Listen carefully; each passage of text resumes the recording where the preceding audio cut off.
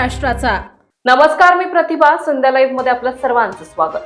उरळी कांचन येथे जागतिक महिला दिनानिमित्त कस्तुरबा मातृ मंडळातर्फे मन जिंकलं तर जग जिंकता येते या विषयावर प्रेरणादायी व्याख्यानाचे आयोजन करण्यात आले. या कार्यक्रमाला परिसरातील महिलांचा उत्स्फूर्त प्रतिसाद लाभला. महिलांच्या सर्वांगीण विकासासाठी आणि त्यांच्या अंतर्गत शक्तीला जागृत करण्याच्या उद्देशाने हा उपक्रम राबवण्यात आला.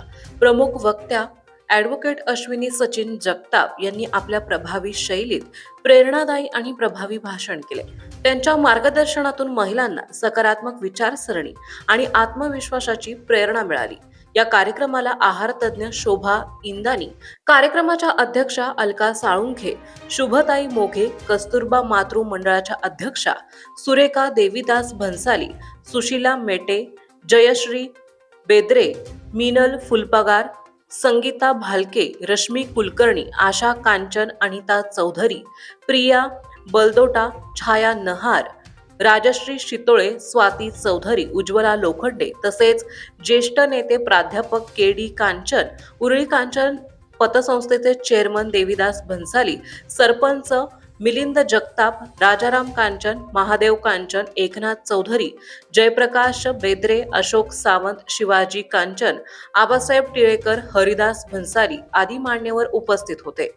कस्तुरबा मातृ मंडळाच्या अध्यक्षा सुरेखा देवीदास भन्साली यांच्या नेतृत्वाखाली मंडळाने महिलांच्या सक्षमीकरणासाठी सातत्याने विविध उपक्रम राबवले असून या कार्यक्रमाचे यशस्वी आयोजन हे मंडळाच्या सर्व पदाधिकाऱ्यांच्या आणि सदस्यांच्या एकत्रित प्रयत्नाचे फलित आहे. याच कार्यक्रम अंतर्गत कस्तुरबा मातृ मंडळातर्फे महिलांसाठी निबंध स्पर्धा, विविध गुणदर्शन स्पर्धा आणि पाककृती स्पर्धेचेही आयोजन करण्यात आले होते. या सर्व स्पर्धांमध्ये महिलांनी उत्स्फूर्तपणे सहभाग नोंदवून आपले कौशल्य सादर केले. प्राचार्य राजकुमारी लक्ष्मी यांना आदर्श नारी पुरस्कार देऊन गौरव करण्यात आला.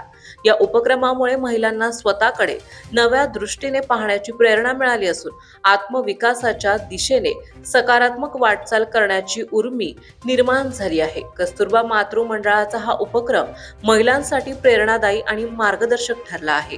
काय केलं तर बंद पडेल, काय केलं तर बिघडेल. आपण जन्माला येताना अतिशय पॉवरफुल टूल घेऊन जन्माला आलो. ते टूल म्हणजे मन. ते कसं वापरायचं त्याचं मॅन्युअल कोणी दिलं आतापर्यंत? खूप शिकले तिथं सगळेजण, डबल क्रेडिट असतील, क्रेडिट दिले असतील, पण ते मनाचं मॅन्युअल तुम्हाला कुणीही दिलेलं नाही. आज ते मनाचं मॅन्युअल तुम्हाला मी देणार आहे. ते मन कसं वापरायचं, ते मन वापरून जग कसं जिंकायचं हे आपण आज पाहणार आहोत. NLP मध्ये एक खूप छान थिअरी आहे. आता NLP म्हणजे काय, तर न्यूरो लिंग्विस्टिक प्रोग्रामिंग, मनाची भाषा समजून घेण्याचं तंत्र. त्याच्यामध्ये एक खूप छान थिअरी आहे, हॉर्स रायडर थिअरी, म्हणजे घोडा आणि घोडेस्वाराची थिअरी. तर घोडा म्हणजे काय, तर आपलं कॉन्शियस माइंड, म्हणजे आता जागरूक आहोत आपण. मला आता तुम्ही ऐकताय, तुम्ही मला बघताय, एकमेकींशी शेजारी बोलताय, हे काय करताय तुम्ही, कॉन्शियसली करताय.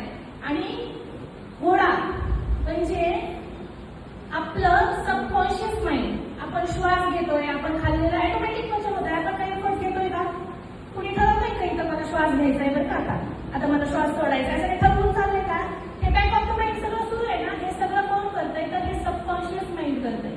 आपलं सबकॉन्शियस माइंड म्हणजे घोडा आणि आपलं कॉन्शियस माइंड म्हणजे घोडेस्वार.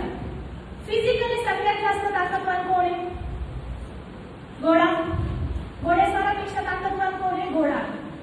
त्या घोड्याकडे 95% ताकद असते आणि घोडेस्वाराकडे असते 5% ताकद. पण या 5%चा वापर जर आपण करू शकलो तर आपण त्या घोड्याला म्हणजेच आपल्या आयुष्याला जिंकू शकतो. घोड्याचा लगाम कोणाच्या हातात असतो? घोडेस्वाराच्या. तसं जर आपल्याला आपल्या आयुष्याचा लगाम हातात घेता आला तर आपल्याला जग जिंकता येतं. एक वरातीत नाचणारा घोडा आहे आणि एक रेसमध्ये पळणारा घोडा आहे. वरातीत नाचणाऱ्या घोड्याला रेसमध्ये पळायला आणलं, तो पळेल. त्याला आता सांगायचंय की तुला रेसमध्ये पळायचंय, पण कसं राहणार? मी तर त्याच्या कानात जाऊन सांगितलं, घोडे दादा तुला आता रेसमध्ये पळायचंय, तू पळेल? त्याला आधी वरातीत नाचण्याचं ट्रेनिंग मिळालं ना. त्याच्या मालकाने त्याला शिकवलंय की 4 पावलं चालायचं, 4 पावलं थांबायचं, गाणं वाजायला लागलं की नाचायचं, परत थांबायचं. हे त्याचं पहिलं ट्रेनिंग आहे. आता जर त्याला रेसमध्ये पळवायचंय तर त्याला रेसमध्ये पळण्याचं ट्रेनिंग द्यावं लागेल. मग रेसमध्ये काय होतं, रेसमधला घोडा काय करतो, ट्रिगर वाजला, तो फ्लॅग दिसला की जीवाच्या हाताने पळायला लागतो, कारण त्याला ती रेस जिंकायची असते. आजपर्यंत आपण काय होतो, घरात नाचणारा घोडा होतो. कुणीतरी सांगते थांब, कुणीतरी सांगते नाच, कुणीतरी सांगते चाल, आणि आपण त्याच्या तालावर नाचत होतो. आज आपल्याला रेस मधला घोडा व्हायचंय, तर आपल्या मनाला, आपल्या सबकॉन्शियस माइंडला आपल्याला ट्रेन करायचे. आता घोड्याला जर मी मराठीत जाऊन सांगितलं की बाबा तुला आता रेस मध्ये पळायचंय, त्याला कळेल? त्याला कुठली भाषा कळते? त्याचीच भाषा कळते ना. त्याला लगाम ओढला, त्याच्या पाठीवर पोपटलं, तर तो बरोबर तशा पद्धतीत काम करतो. आता मनाला सांगायचंय इतके दिवस तू दुसऱ्यांच्या तालावर नाचला, दुसरे सांगतील तसं आयुष्य जगला, आता तुला तुझ्या मनाने आयुष्य जगायचंय आणि जग जिंकायचंय. तर त्या मनाला त्याच्याच भाषेत सांगायला पाहिजे ना, जी भाषा त्याला कळते. मग कुठली आपल्या मनाची भाषा माहिती कोणाला? आपल्या मनाला चित्रांची भाषा कळते, आपल्या मनाला शब्दांची भाषा कळत नाही. मी जर तुम्हाला आता सांगितलं चीन यांगला बघा, काय दिसतं? चीन यांग नावाचा माणूस माहिती नाही तुम्हाला. मी आता सांगितलं तुमच्या नवऱ्याचा चेहरा आठवा, दिसला? समोर बसले, तुमच्या बायकोचा चेहरा आठवा, दिसला? सकाळी पाहिलेला, येताना पाहिलेला, रागवलेला, हसलेला, कसला तरी दिसला ना, त्याला चित्र कळतं. मी तुम्हाला सांगितलं वापर बघा, दिसलं? मी तुम्हाला सांगितलं कांगारू रॅट बघा, दिसतो? कांगारू रॅट नावाचा एक प्राणी आहे जो कांगारू सारखा दिसतो आणि रॅटच्या म्हणजे उंदराच्या साईजचा असतो. गुगलला सर्च करा.